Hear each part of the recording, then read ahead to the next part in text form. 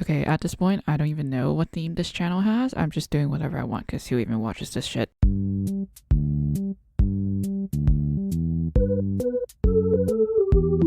I just wrote this down on a Notion page in point form, so I'm just gonna read this off. Okay, Absolute Batman. Loved it. The part where Black Mask Baby killed Maroni and Falcone for some reason made me think that's Damien. I don't know. I'm just saying. Anyways, I thought the story so far was solid. I felt like it's much more grounded, and I honestly might prefer this Batman to the regular Batman. Okay, I'm sorry. I don't like billionaires. Okay, billionaires' existence is unethical. Okay, let's be honest. How did the Wayne family even become billionaires, right? Their ancestors were probably either slave owners or did some shady shit that I can't even think of at the top of my head, but let's be honest, they're all shady. Okay, I would say human trafficking, but that's just slavery. Also, makes much more sense that someone from the ground would get hurt much more likely than someone who owns like a Fortune 500. Like, you're telling me the Waynes doesn't go everywhere with at least one bodyguard? Yeah, right. Also, I love the fact that we could see at least one of Bruce's parents. Like, it explains how did Bruce Wayne have even the heart to become Batman. And I love that Martha was the one who saw was the issue and brought people out from pointing fingers at a face the crowd can see during the town meeting with Gordon. I personally don't have much big feelings about Gordon being mayor, but anyways, it reminds me of the Harley Quinn show. That is absurdly good, and I can't wait for the next season. And then that one panel where Batman came down on the party animals looks so sick. I stared at it for a solid 3 minutes because it looks so cool. Honestly, I would print that as a poster and just put it in my room. I don't know why Alfred's handler just want to watch what's going on instead of having Alfred stop it since he's already there, but somehow wants to get rid of Batman. Because that just made me think of the League of Assassins, Ra's al Ghul, Ra's al Ghul, however you pronounce it, wanting to cause chaos to gain control. But the epilogue says they're all dead, so I don't know what that means. It just reminds me of that. But then again, this is only the first issue, so we'll see, maybe, I don't know. And then the fact that the first thing we hear from Batman is the exact same thing Thomas Wayne said to Bruce is yummy, delicious. Because it reinforces the fact that his father's death is the reason why he's even doing this and why he's trying to fix the city and also gun violence. But that's just America as a whole, so not Gotham in particular. Gotham is just especially violent. I don't know, something's wrong with the water. Oh, I love, capital L, love the cape. I love it. I thought it was amazing. I thought it was crazy. I thought it was insane. Okay, I love how it can act like a whip. I love that it can be used to walk. I love that it could be like a cane sort of thing. Like that one panel where he just propped the cape up and then just did like a split kick. Like, it's bulletproof as well. It is awesome and it is cool and I love it. I feel like with Bruce's like engineering genius in the origin makes the cape probably works the same as like non-Newtonian fluid, because it comes like super tough with impact, but then it's like super fluid when it's neutral. So like the cape is strong to grapple and like stand on when there's force applied, but then it could be fluid like a cape. I am absolutely pulling words out of my ass right now. Moving on. And the batarangs being the ears of the cowl. Ooh, ooh, ooh. I just like that because it just gives like extra space in the utility belt for like other gadgets if Batman has any other gadgets, because so far we only see what could be used on the suit but not like the toys in the belt. So I'm excited to see what else is in there, because according to whatever source there is, I just heard it somewhere, there's like over 100 gadgets in the belt. So like now there's like 102 gadgets on Batman right now. And I thought it was sick. And then the logo on the chest. Everyone was making fun of the block logo that turned into an axe, but I had never doubted it for a second. Okay, I need all of you to apologize to Absolute Batman because that was sick. Okay, y'all are haters. Y'all are annoying. Well, yeah, you are. The internet is annoying. Anyways, everyone was making fun of it, but I never doubted for a second. I believed it. I thought it was cool the moment I saw it, okay? I don't know why it's called an axe, though, because it just looks like a double-sided cleaver, if anything, since, well, he chopped the guy's arm off. Okay, post-production recording here. I just realized that I confused an axe with a hammer. I was thinking hammer when I read the word axe. I don't know. I confused it for like 3 weeks and I thought everyone got it wrong. No, I'm the one who's wrong. I can't speak English, clearly. While everyone was making fun of it, I was thinking that it saves so much space for the utility belt for other toys. Again, like the batarangs, okay? I love space-saving hacks, okay? I love space-saving hacks.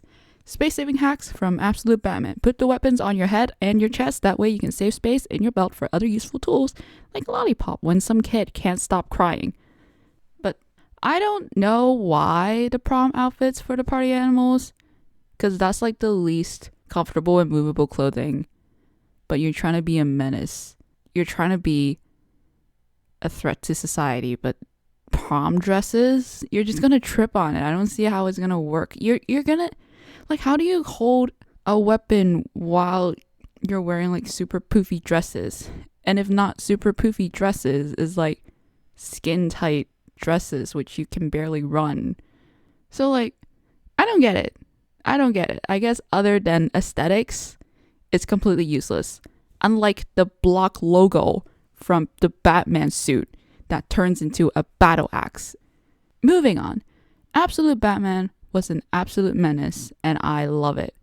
Okay, like this guy chopped off someone's hand and then told them, oh yeah, you can get it reattached, but somewhere, where, I don't know, good luck, oopsies. Like that's crazy, like who even does that? And then he points a shotgun at the original owner.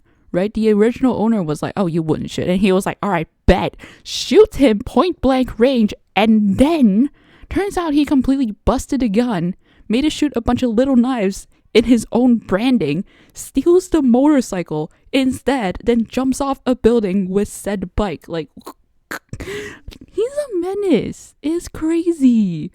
It's crazy. Also, I don't know where he lands. I have the exact same question as Alfred. Where is he landing? I have a feeling that this Batman doesn't call himself the Batman in his mind, is still Bruce Wayne. I don't know, it's just a feeling.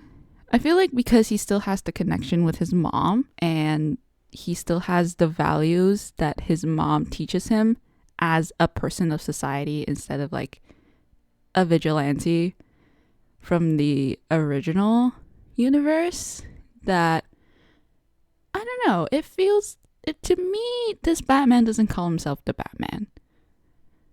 But that is just a feeling, and I'm still on issue 1.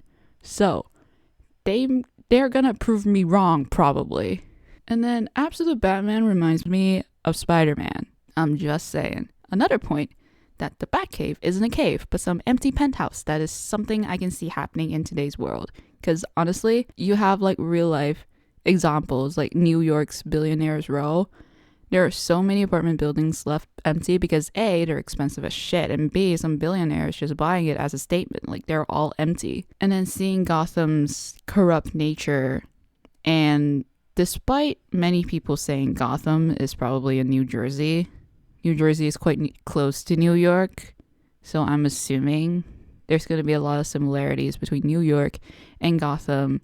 Not to mention, in the Batman movie, there's little scenes that makes it look like New York's Times Square. So it makes complete sense that the Batcave is going to be in the sky in an empty penthouse from some person who owns like 5 Fortune 500 probably, and just left it empty for Bruce to just stake out and work on his shit or whatever. And yeah, billionaires are just buying apartments as statement because they're expensive. And no one would know if someone set base in there because none of these rich bastards care. And like, this is literally the story the average person wants to see. Like an underdog fighting against the system this world has put us in. Which I guess DC doesn't have a lot. Listen, I don't know. I'm like very new here, okay? That's just the impression I got. Alright, like something Marvel makes gods men, and then DC makes men god, and like kind of saying, I don't know, I just heard it somewhere. Don't quote me on that. Oh, and then I'm just gonna try and guess what the next couple issues are gonna be. Like, it might be too early to say what exactly is gonna happen, but I'm not going to try and guess the ending because I have no idea if there is an ending. But I'm just going to think like at some point in the story, and I goddamn hope I'm wrong, Thomas Wayne is probably Alfred's handler. I'm just saying, okay? I'm just saying. I have no idea. That's just a feeling.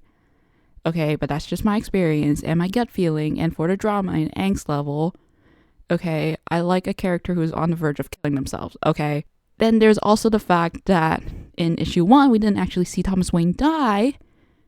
I think he's Alfred's handler. Just saying, if he's not actually dead on camera or on the pages, he's not actually dead. Anyways, I'll just wait until the next issue to say for sure, because I don't know. Hell, I don't even know if the League of Assassins are still here, because I feel like they're still here at some point. I don't even know what I'm talking about. I'm just going to be assuming the next issue is coming out next month, and I'll see if I'm going to do another review or another speculation.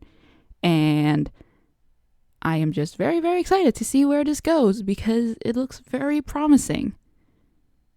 So, yeah, I will see you maybe next month with a review or whatever video idea I got next time.